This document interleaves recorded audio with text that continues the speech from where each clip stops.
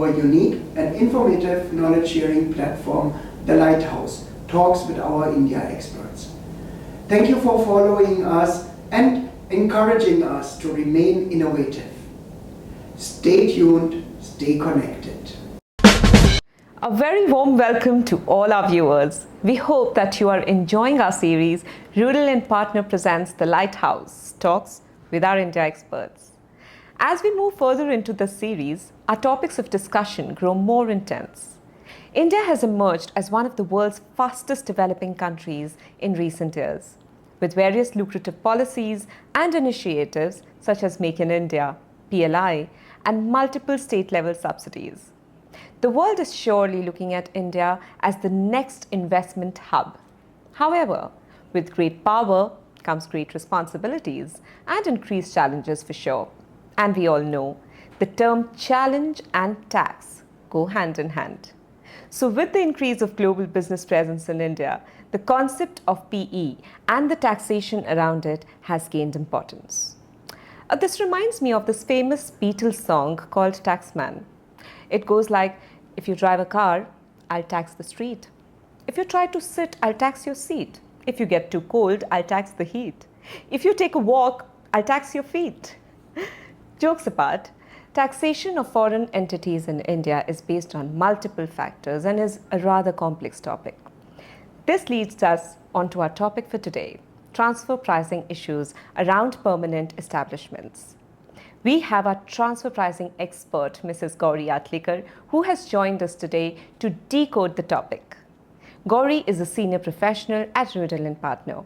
Being a qualified CA, Gauri has many years of experience in providing consulting and litigation services to MNCs in transfer pricing matters. Gauri's expertise lie in transfer pricing advisory, transfer pricing litigation support, transfer pricing compliance support, benchmarking analysis, and entity setup. A transfer pricing guru, I must say. Welcome, Gauri. Thank you so much, Anushrii, for having me on board today.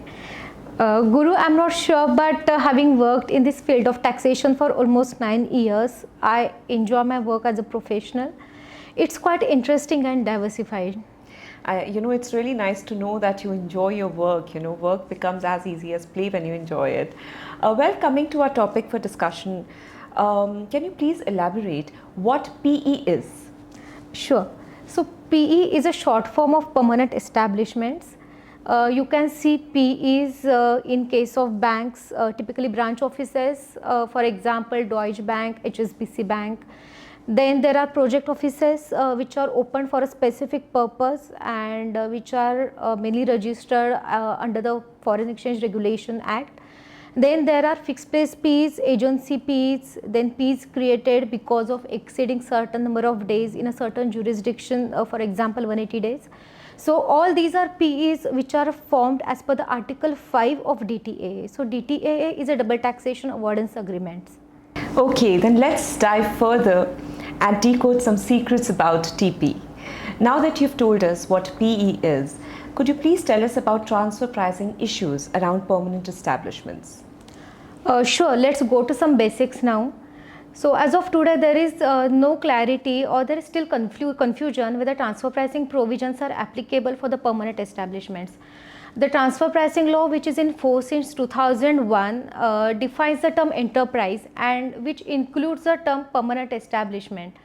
But the same is categorically excluded from the definition of associated enterprises. And we all know that the provisions of transfer pricing are applicable only for the transactions between associated enterprise.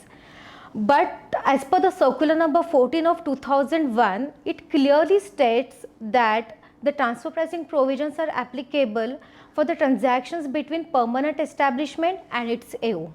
So now you can see that P itself has a complicated start, and unfortunately there are time spent by various enterprises or corporates or various judicial pronouncement. Those mainly focus on the determination of P, means whether there is any PE or no, and very little is time spent on the most important aspect of the attribution of profits to Ps. and ultimately this is going to be a base for the determination of tax outflow in the hands of corporates. But I admit that lately now the focus is shifting on this aspect of attribution of profits to PEs, but unfortunately this attribution is on a formulary basis, and in layman language I can say that it's arbitrary attribution to permanent establishment. There is no fixed base for the allocation. So these are the primary issues we face right now.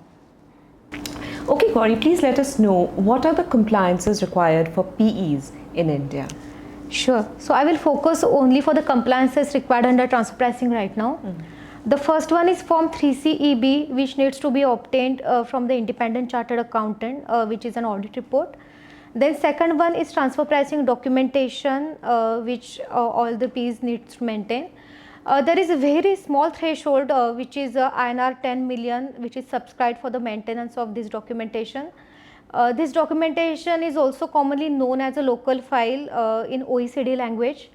This local file mainly brings out the FAR analysis, that is functions performed, assets employed and risk assumed by the permanent establishment. And the last one is master file, for which also compliance may be required, that needs to be analyzed. So there are a lot of compliances to be met. When there are compliances, there are also non-compliances and hiccups. So could you please highlight over some of the issues pertaining to PEs in India? You are right, Anushrii. There are plenties of issues in this area.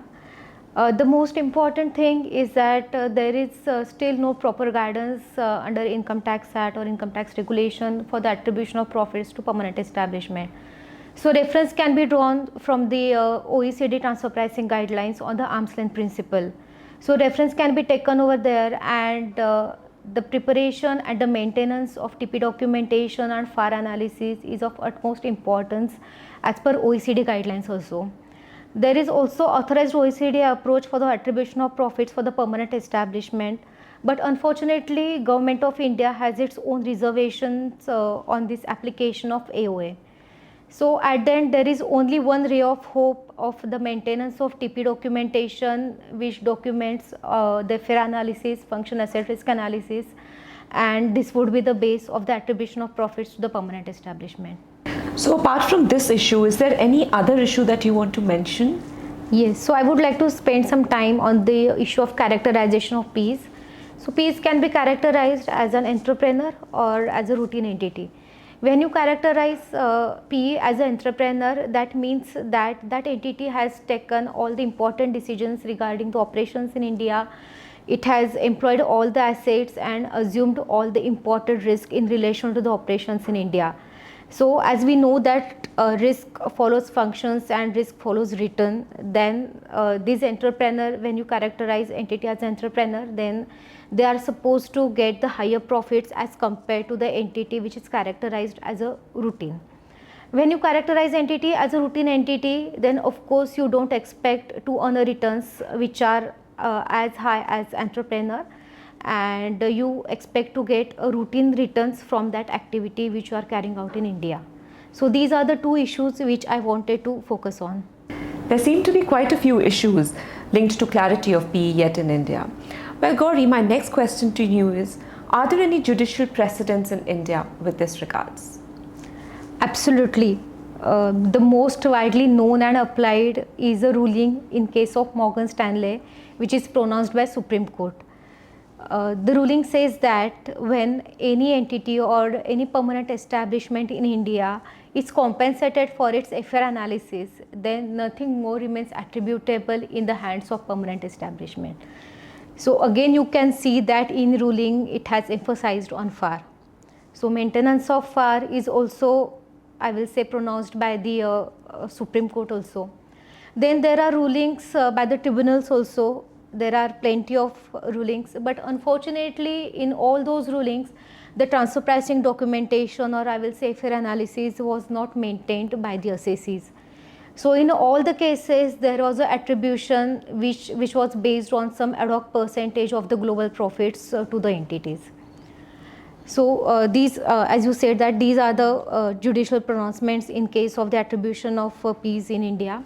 Further, the CBDT has come up with the draft rules on attribution of profits to permanent establishment. These rules are fortunately not yet finalized. These rules give weightage through three categories. The first one is the sales achieved in India by permanent establishment. The second one is assets deployed for the operations in India, and the third one is the wages and the number of employees in relation to the operations in India. The reason to come up with this draft rule is that the FAR doesn't take into consideration the market factor or the demand factor. So these rules want to change FAR to farm. That aim stands for the market from which entity wants to earn profit margin. So on a concluding note and going by judicial pronouncement also, FAR is still supreme.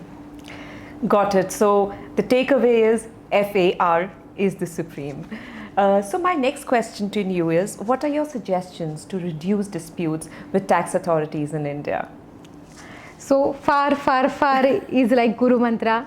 The maintenance of robust TP documentation, maintenance of FAR analysis will give a base for the attribution of profit, and this will also enable you to characterize your PE as a routine or entrepreneurial, which will enable you to attribute reasonable profit to the permanent establishments.